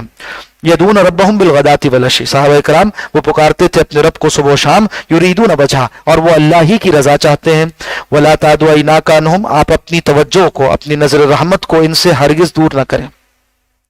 نبی اکرم صلی اللہ علیہ وسلم سے ایسی محبت تھی صحابہ اکرام کو، اور آپ صلی اللہ علیہ وسلم کی شخصیت اتنی محبوب تھی کہ آپ کا کسی کی جانب سے تھوڑی سی توجہ کو ہٹا لینا اس کے لیے موت سے زیادہ مشکل تھا۔ बहुत से ज़्यादा मुश्किल था। तो आपको तलकीन की गई कि ये आपके ऐसे जानिसार हैं, आपके ऐसे सच्चे आशिक हैं, आपके साथी इतने आपकी मोहब्बत करने वाले हैं कि आप इनसे अपनी तवज्जो को हरगिज़ ना हटाइए, इनकी तरफ आप मुल्तफित रहिए। और यही वो वस्फ है जो सहाबा इकराम बताते हैं नबी अकरम सल्लल्लाहु अलैहि वसल्लम के बारे में कि हम में से हर कोई ये समझता था कि आप सल्लल्लाहु अलैहि वसल्लम सबसे ज़्यादा हमसे मोहब्बत करते हैं। और आपकी मजलिस का ये रुख था और ये तरीका था कि हर एक को ये ख्याल होता था कि सबसे ज़्यादा तवज्जो उसे दी जा रही है। ये अल्लाह का हुक्म भी था और आप सल्लल्लाहु अलैहि वसल्लम का आला अखलाक भी यही था। फरमाया वला तादु ऐनाका अन्हुम, आप अपनी निगाहों को, अपनी तवज्जुहात को इनसे ना हटाएं। तुरीदु ज़ीनतल हयातिद दुनिया, कि आप दुनिया की ज़िंदगी का ज़ेब ज़ीनत सामान चाहते हैं। वला तुति मन अग़फ़लना क़ल्बहु अन ज़िक्रिना, हरगिज़ बात न माने उस आदमी की जिसके दिल को हमने गाफिल कर दिया अपने ज़िक्र से। यानी सरदारान कुरैश ये कहते हैं कि हमारे लिए खास मजलिस बना दी जाए, उसमें हमें नसीहत की जाए, तो इनकी बातें न मानी जाए, इनको कोई खुसूसी प्रोटोकॉल न दिया जाए। वो लोग कि जिनका इकराम करना है वो तो सादिकुल ईमान लोग हैं। और उनका वस्फ क्या है बताया मुशरिकीन मक्का का कि अग़फ़लना क़ल्बहु अन ज़िक्रिना, उसके दिल को गाफिल कर दिया हमने अपने जिक्र से। दिल अगर गाफिल हो जाए तो इंसान गाफिल हो जाता। यही मेहनत का मदार है, दिल को अल्लाह के जिक्र पर लगाना, यहाँ से इस्लाह का आगाज होता है और बिगाड़ भी यहीं से शुरू होता है। जब दिल गाफिल हो जाए तो सारा बिगाड़ आ जाता है। वह तबा हवा हो, और उस शख्स ने, उस गाफिल शख्स ने फिर पैरवी की अपनी ख्वाहिशात की। वकाना अमरुहु फुरुता, और उसका मामला हद से बढ़ा हुआ है। ऐसे ही गाफिल आदमी को फिर मामलात में, अखलाक में, लोगों के साथ मामलात में कोई हुदूद नहीं होती, उसकी हद से तजावुज कर जाता है, हलाल व हराम का ख्याल नहीं करता। वकुलिल हक़्क़ु मिन रब्बिकुम, और कह दीजिए कि हक तो तुम्हारे रब की तरफ से,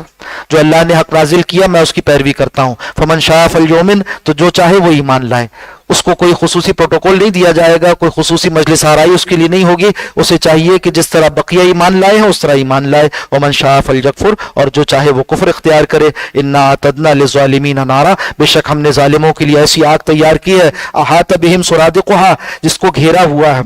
हुआ है उसको कनातों ने,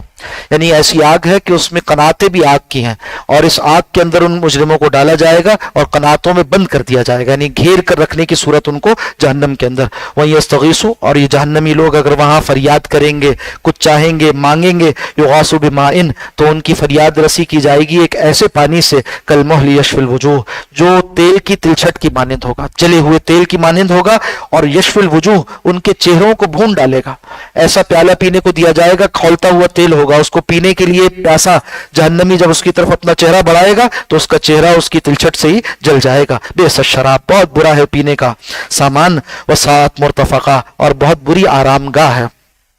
तंजन कहा गया कि वहां आराम तो है नहीं, तो ये लोग आराम चाहते हैं दुनिया में, रोज क़यामत इनको इस तरह का आराम दिया जाएगा। ये अपनी आसाइशों की वजह से ईमान कबूल नहीं करते, ये दुनिया की मालो दौलत और यहाँ का इक़्तिदार इनके लिए रास्ते की रुकावट बन गया है, तो इनको फिर यहाँ आराम जो मिल रहा है तो आखिरत में इनको जहन्नम की सजा दी जाएगी। सात मुर्तफका, बहुत बुरी आरामगाह है वो। इन्नल्लज़ीना आमनू, बेशक वो लोग जो ईमान लाए, व आमिलुस सालिहात, और नेक अमाल किए। इन्ना ला नुज़ीउ अजर मन अहसना अमला, बेशक हम नेक अमल करने वाले, अच्छे अमल करने वाले के आमाल को जाया नहीं करते, यानी उसका अजर जाया नहीं करते। उलाइका लहुम जन्नातु अदनिन, ऐसे लोग हैं इनके लिए हमेशगी के बागात होंगे। तजरी मिन तहतिहिमुल अनहार, इनके नीचे से, उन बागात के नीचे से, इन लोगों के कदमों यानी जन्नतियों के कदमों के नीचे से नहरें बहती होंगी। युहल्लौना फीहा, वो वहां पहनाए जाएंगे जेवरात, मिन असाविर, कंगन होंगे उसमें, मिन ज़हबिन, सोने के कंगन। दुनिया में हराम किया गया वहां दे दिया जाएगा। यही आजमाइश, अल्लाह ने दुनिया में बास चीज़ों से मना कर दिया कि देखो इनके करीब ना जाओ, आजमाइश के लिए। दुनिया में शराब को हराम किया गया, रोज़ क़यामत जो इस पाबंदी को झेल कर आएंगे, यहाँ पाबंद रहेंगे, उनको शराब तहूर जन्नत में दी जाएगी। एक रोज़ नबी अकरम सल्लल्लाहु अलैहि वसल्लम ने अपने दो हाथों में, एक में दस्ते मुबारक में रेशम को लिया, खालिस रेशम को, और दूसरे में सोने को लिया, और फरमाया कि ये दोनों चीज़ें मेरे उम्मत के मर्दों पर हराम कर दी गई हैं। तो जो यहाँ पाबंदी करेंगे, इन चीज़ों को इस्तेमाल नहीं करेंगे, कपड़े में खालिस रेशम, इसी तरह से अपने इस्तेमाल की चीज़ों में न तो कलम सोने का जायज़ है, न बटन सोने का जायज़ है, न जेवर के तौर पर पहनना जायज़ है मर्दों के लिए। हाँ, औरतों के लिए जेवर के तौर पर इसका इस्तेमाल दुरुस्त है, यानी सोने का, चांदी का, और इसके अलावा लोहे के बने हुए जेवरात वो भी औरतें इस्तेमाल कर सकती हैं। अलबत्ता अंगूठी इस्तेमाल नहीं कर सकती। अंगूठी न मर्दों के लिए लोहे की जायज़ है, न औरतों के लिए लोहे की जायज़ है। हदीस में आया, एक शख्स के हाथ में आपने अंगूठी देखी तो फरमाया कि क्या बात है कि मैं तुम्हारे हाथ में अहले जहन्नम का जेवर देखता हूं, यानी लोहे की अंगूठी थी। मना कर दिया गया, तो अंगूठी लोहे की पहनना जायज़ नहीं है। मर्द के लिए एक खास कलील मकदार के चांदी की अंगूठी जायज़ है, ख़वातीन के लिए सोने और चांदी दोनों की जायज़ है। लोहे की अंगूठी न मर्द के लिए जायज़ है न औरत के लिए जायज़ है। मिन असाविर मिन ज़हाबिन, उन्हें कंगन पहनाए जाएंगे सोने के, व यलबसूना, और वो पहनाए जाएंगे सियाबन खुज़रन, कपड़े ऐसे जो सब्ज रंग के होंगे, मिन सुंदुसिन, बारीक रेशम के होंगे, व इस्तबरक़िन, और मोटे रेशम के होंगे, यानी उसके अंदर मोटा रेशम है तो ऊपर बारीक रेशम, ऊपर बारीक रेशम है तो अंदर मोटा रेशम, इस तरह से उसे सजाया जाएगा। और सब्ज रंग एक खास रंग होगा जो कि वहाँ के लिए, यानी सब्ज में चूंकि इंसान की आंखों की तरावट है और जन्नत को अल्लाह ने सरसब्ज बनाया तो वहाँ के लायक होगा वो ये कपड़ा। फरमाया मुत्तकीना, ये लोग टेक लगाए हुए होंगे, फीहा, उन जन्नतों में, अलल अराइक, तख्तों पर बैठे होंगे, इनके लिए मसहरियां सजाई जाएंगी। नेमत सवाब, बहुत ही अच्छा बदला है जन्नत उनके लिए। वह हसनत मुर्तफका, और बहुत ही अच्छी आरामगाह है। जहन्नम को कहा कि वो उनके लिए बहुत बुरी आरामगाह है, अहले जन्नत के लिए कहा कि उनके लिए बहुत ही अच्छी आरामगाह है। वज़रिब लहुम मसलन, और इनसे बयान कीजिए एक मिसाल, रजुलैनी, दो आदमियों की। ये दो अफराद थे और आपस में जो कलाम कर रहे थे, इसमें ईमान का सबक अहले ईमान को दे दिया गया। जालना li अहदिहिमा, हमने उन दोनों में से एक के लिए बना दिए थे, जन्नतैन मिन अनाब, दो बागात अंगूरों के। खूब एहतमाम था इसके पास, बागात थे और उसमें खूब फल आता था। वह हफफनाहुमा बिनखलिन, और उस दो जो अंगूरों के बागात थे उसके गिर्द हमने बाड़ बना दी थी खजूर के दरख्तों से। हफफनाहुमा बिनखलिन, खजूर के दरख्तों की बाड़, खूब एहतमाम किया गया था। यानी तेज हवा से अंगूर की बेल खराब हो जाती है तो खजूर के दरख्त लगाए गए थे ताकि वो महफूज रहें मौसम के हालात से भी। वजालना बैनहुमा ज़रा, और इन दोनों बागात के माबैन हमने उनके लिए खेती का भी एहतमाम कर दिया था। वो जो फसलें उगती हैं ज़मीन से पौधों की सूरत में, वो खजूर के दरख्तों के नीचे नीचे उगा करते थे। यानी हर तरह से उसको यूटिलाइज किया गया था, इस्तेमाल में लाया गया था। किल्तल जन्नतैन, ये दोनों बागात आतत उकुलहा, लाते थे अपना फल, या उन्होंने लाए अपने फल, वलम तज़लिम मिन्हु शैया, और उसमें से उन्होंने कुछ कम न किया। बेहतरीन किस्म की फसल आती थी उसमें, उस इलाके में वो बेहतरीन फसल के लिए पहचाने जाते थे। वो फज्जरना खिलालहुमा नहरा, और उन दोनों बागात के दरमियान से हमने नहर भी जारी कर दी थी, यानी आपाशी का इंतजाम भी उनके लिए कर दिया था। वकाना लहू समर, और उस शख्स के जो बाग वाला दोस्त था, दो दोस्त थे, एक दोस्त जिसके पास खूब माल दौलत दुनिया था, उसके पास फल भी था। फल से मुराद ये है कि उसकी औलाद भी थी। फ़क़ाल लिसाहिबिही, तो ये गुफ्तगू करते हुए अपने साथी से, यानी दूसरा जो नादार किस्म का था मगर ईमान वाला था, उससे कहने लगा, वह हुआ युहाविरुहु, जब उससे गुफ्तगू कर रहा था, अना अक्सर मिनका मालन, मैं तुमसे ज्यादा हूं माल में, व आज़्ज़ु नफरा, और मैं ज्यादा हूं तुमसे नफरी के एतबार से। बेटे भी इसके काफी थे और इस तरह से नौकर चाकर भी बहुत थे। तो ये सारा कुछ जो इसके पास दुनिया की आसूदगी थी, इख्तियार भी था, माल भी था और जाहो हशमत भी थी और सब कुछ इंतजाम हुआ था, चलता हुआ पूरा कारोबार था। इस सब चीजों ने उसे धोखे में डाल दिया और मुतकब्बिर हो गया। गुरूर के साथ, तकब्बुर के साथ अपने गरीब ईमान वाले दोस्त से कहने लगा कि मैं तुमसे ज्यादा हूँ। वह दखल जन्नतहु, और वो दाखिल हुआ अपने बाग में। वह हुआ ज़ालिमुन लिनफ्सिही, जबकि वो अपने हाल पर, अपने आप पर जुल्म करने वाला था। यानी तकब्बुर का जुमला कहना, तकब्बुर में मुब्तला होना, अपने ऊपर जुल्म करना है। काला, उसने कहा, मा अज़ुन्नु अन तबीदा हाज़िही अबदा, मैं तो नहीं गुमान करता कि ये बाग कभी भी खत्म होगा। इसके लिए मैंने ऐसा एहतमाम किया है, ये कभी खत्म होने वाला नहीं है। उसको घमंड हो गया। वमा अज़ुन्नु साअत कायमतुन, और फिर कहने लगा कि मुझे तो नहीं लगता कि क़यामत कोई आने वाली है। वला रुदितु इला रब्बी, हाँ अगर मैं लौटा ही दिया गया अपने रब की तरफ, क़यामत पर से यकीन खत्म, हाँ एक गुमान के दर्जे की बात है, अगर मैं लौटा दिया गया अपने रब की तरफ, लाजिदन्ना खैरम मिनहा मुनक़लबा, तो वहां मैं पाऊंगा अपने रब के पास इससे बेहतर। ये गलतफहमी इंसान को हो जाती है। वो समझता है कि जब मेरे अंदर कुछ सलाहियत है कि मैंने दुनिया में इतना कुछ कर लिया, बहुत कामयाब आदमी हूं मैं और इतने लोग हैं जो मुझे कामयाब कहते हैं, तो मेरे अंदर कुछ सलाहियत है। और जब मेरे अंदर सलाहियत है तो दुनिया में मुझे दिया गया तो आखिरत में भी दिया जाएगा। हालांकि ऐसी बात नहीं है। ये सलाहियत पर मदार नहीं इसका, ना डिग्रियों पर है, ना मेहनत पर है, ना सलाहियत पर है, ना माल पर है। ये रिस्क दुनिया का, ये आजमाइश के लिए दिया जाता है। तो फरमाया कि वो कहने लगा कि मुझे तो वहां पर भी बागात मिल जाएंगे। वक़ाल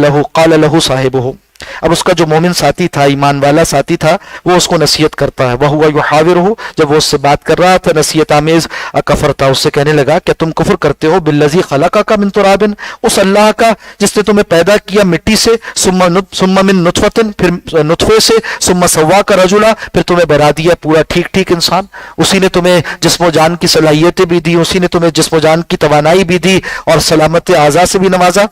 लाकिन्नहु अल्लाहु रब्बी, लेकिन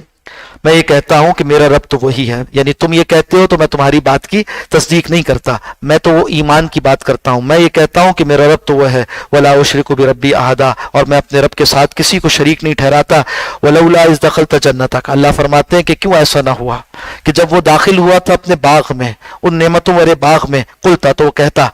ماشاء اللہ، یعنی اس سے کہتا ہے وہ بھائی، اللہ سبحانہ و تعالیٰ کے اس کلام میں کوٹ کیا جا رہا ہے اس نیک دوست کے قول کو، وہ اس نے کہا اس سے کہ کیوں ایسا نہ ہوا کہ جب تم داخل ہوئے تھے اپنے باغ میں، قلتا، تو تم کہتے ماشاء اللہ،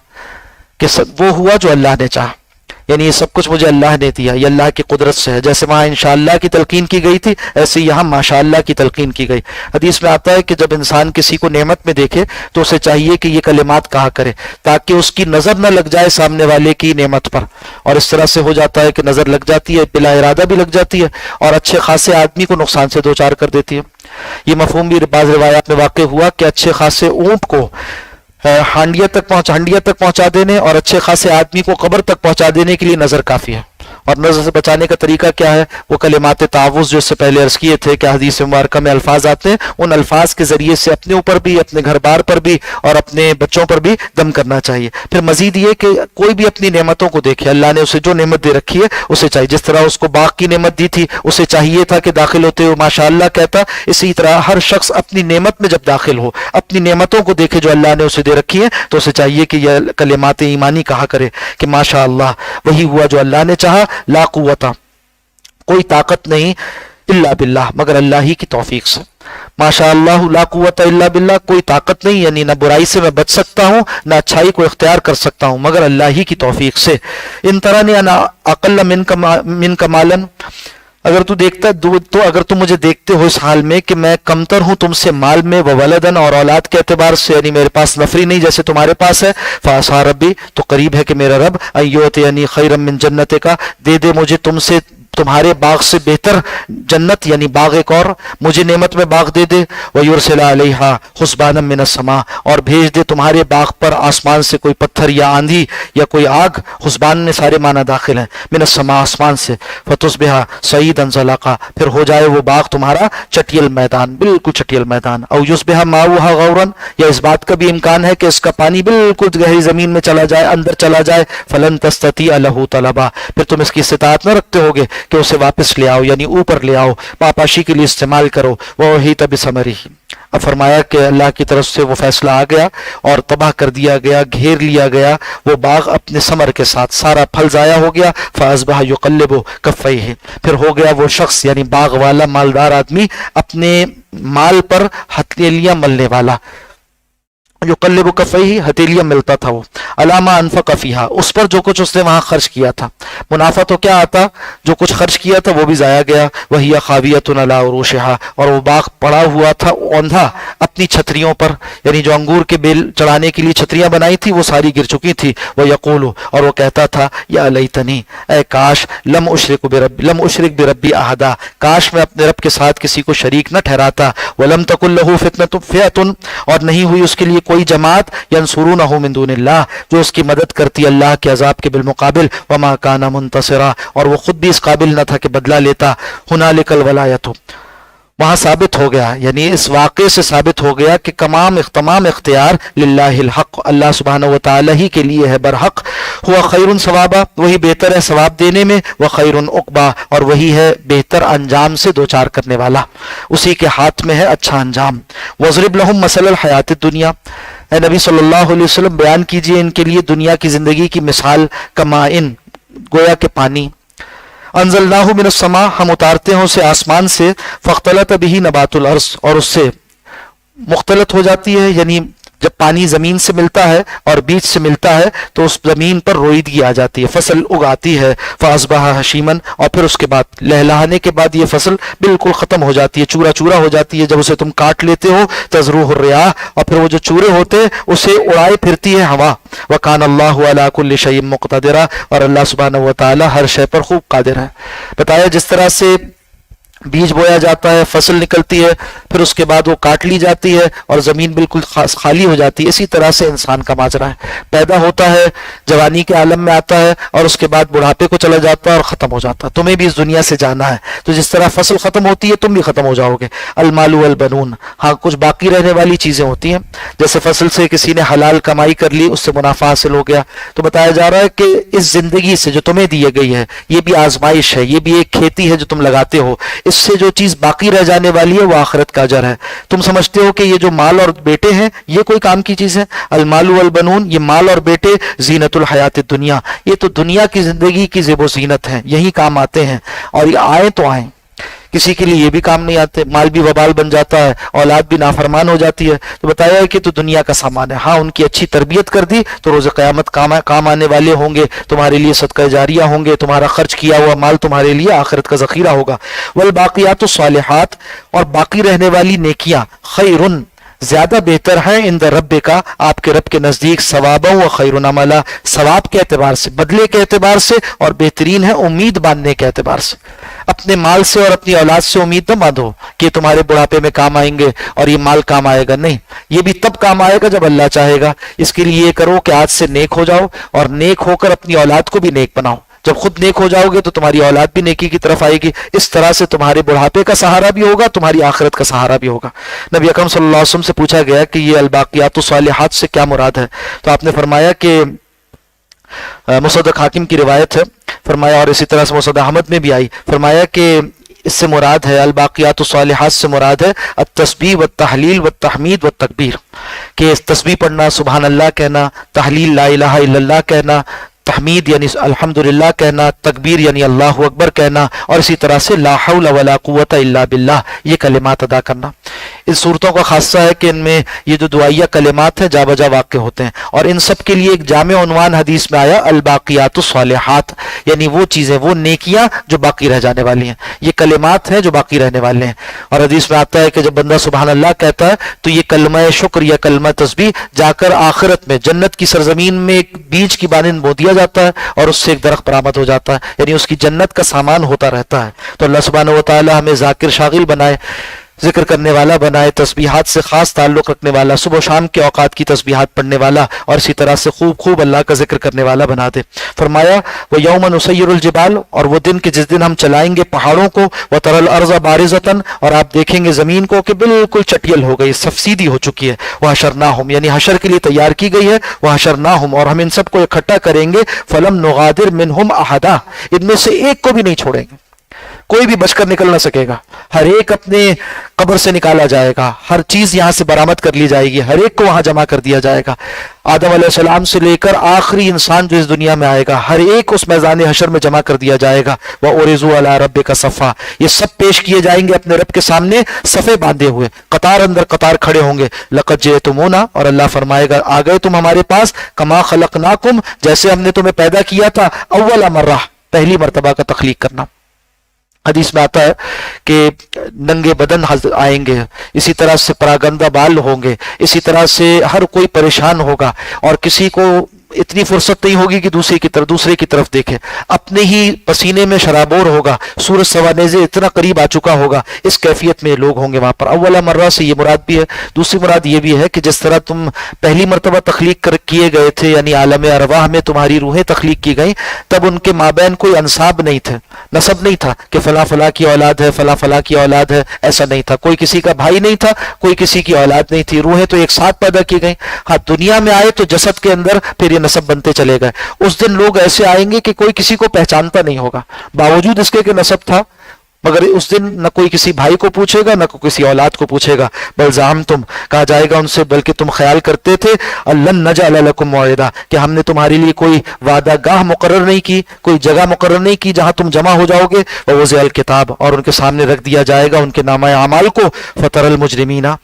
फिर देख लेंगे मुजरिम लोग, मुशफिकीना, डरते हुए, इस हाल में देख रहे होंगे अपने नामा अमाल को کہ دیکھنا نہ چاہتے ہوں گے، ڈر رہے ہوں گے کہ کیا نتیجہ نکلنے والا ہے، پہلے سے معلوم ہے اعمال کیا کر کر آئے ہیں، تو ڈرتے ڈرتے دیکھیں گے مما فیہ، جو کچھ اس میں ہوگا، وہ یقولون، اور کہیں گے یا ویلتنا، ہائے ہماری بربادی، ہائے ہماری کمبختی، مال ھذل کتاب، یہ کیسا نامہ اعمال ہے، لا یغادر صغیرۃ، نہ اس نے کوئی چھوٹا عمل چھوڑا، ولا کبیرۃ، اور نہ کوئی بڑا عمل چھوڑا، الا احصاھا، مگر یہ کہ ان سب کو جمع کر دیا، ان سب کا شمار کر لیا، گنتی کر کر یہاں اسے رکھ دیا ہے۔ وہ وجدوا، اور وہ پالیں گے، ما عملوا حاضرہ، جو بھی عمل انہوں نے کیا ہوگا دنیا میں اپنے سامنے حاضر، یعنی اس کا نتیجہ، ولا یظلم ربک احدا، اور آپ کا رب کسی پر کچھ ظلم نہیں کرتا۔ وَإِذْ قُلْنَا لِلْمَلَائِكَةِ اسْجُدُوا لِآدَمَ، اور یاد کرو جب ہم نے فرشتوں سے کہا کہ سجدہ کرو آدم کو، فسجدوا، تو سب نے سجدہ کیا، الا ابلیس، سوائے ابلیس کے، کان من الجن، وہ جنوں میں سے تھا، ففسق عن امر ربہ، تو وہ اپنے رب کے حکم سے نافرمانی کر گیا۔ بتایا جا رہا ہے کہ فرشتوں کو تو اختیار نہیں کہ وہ نافرمانی کریں، انہیں تو پابند کیا گیا، ان سب نے اطاعت کی اور سجدہ کیا۔ یہ جو عزازیل تھا جسے پہلے ہی اختیار دیا گیا تھا، یعنی کہ جنوں میں سے تھا، تو اس کو بھی اختیار تھا، جیسے انسانوں کو اختیار ہے کہ چاہیں تو ایمان لائیں چاہے تو کفر کریں، ایسی ہی جنوں کو بھی اختیار ہے کہ چاہے تو ایمان لائیں یا کفر کریں۔ یہ اپنی عبادت اور ریاضت کی وجہ سے فرشتوں کی صف میں شامل ہوا، اور اس حکم کے موقع پر بوجہ تکبر علیحدہ ہو گیا، اس نے انکار کیا، نافرمانی کی۔ فسق سے کیا مراد ہے؟ اللہ کے دائرہ طاعت سے انسان باہر نکل جائے، تو یہاں بتایا کہ ففسق عن امر ربہ، وہ اطاعت کے دائرے سے، اپنے رب کے حکم کے دائرے سے باہر نکل گیا، اسے توڑ کر باہر نکل گیا۔ اور اسے کہا گیا اتتخذونہ، کیا تم بناتے ہو اسے، وذریتہ اولیاء،